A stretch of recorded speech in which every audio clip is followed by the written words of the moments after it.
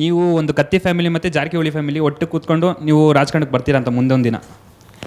ಬಹುಶಃ ಅದು ಸಂಭವವಿಲ್ಲ. ಸಂಭವವಿಲ್ಲ. ಅಷ್ಟು ದೂರ ಬಂದುಬಿಟ್ಟಿದ್ದೀವಿ.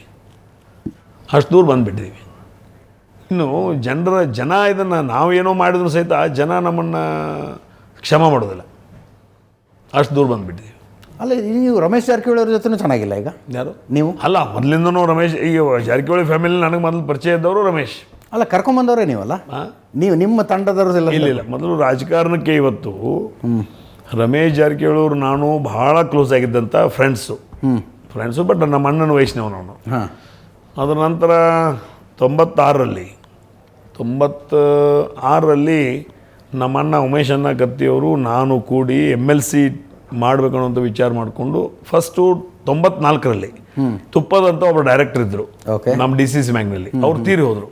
ಆ ಜಾಗ ಖಾಲಿ ಆದಾಗ ಅವಾಗ ನಾನು ಸತೀಶ್ ಅವರನ್ನು ಅಲ್ಲಿ ಡೈರೆಕ್ಟರ್ ಮಾಡಬೇಕು ಅನ್ನೋಂಥ ಮನವಿ ಮಾಡಿಕೊಂಡು ಆ ಪ್ರಕಾರ ಅವತ್ತು ಡೈರೆಕ್ಟರ್ ಮಾಡಿದ್ದೀವಿ. ಓಕೆ, ಅವಾಗ ಸತೀಶ್ ಅವರು ಏನೂ ಅಲ್ಲ? ಏನೂ ಇಲ್ಲ.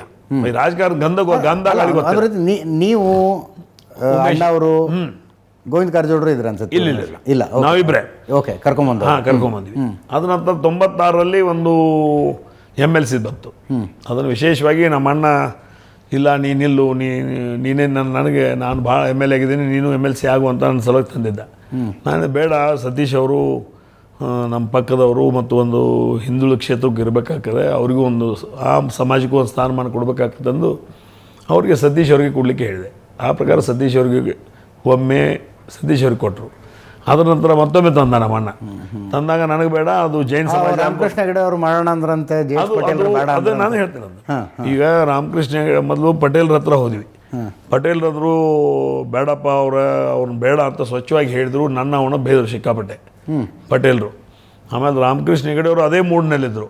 ಬಟ್ ಏನೋ ಕಡೆಗೆ ಯಾರಿಗಾರು ಕೊಡ್ಬೇಕು ಅನ್ನುವಂಥ ಲೆಕ್ಕದಲ್ಲಿ ಅವರು ಆಯ್ತಪ್ಪ, ಯಾರು ಕೊಡ್ರಿ, ಬಟ್ ಚೆನ್ನಾಗಿರುವಂಥ ವ್ಯಕ್ತಿನ ತೊಗೊಂಬರ್ರಿ ಅಂದರು.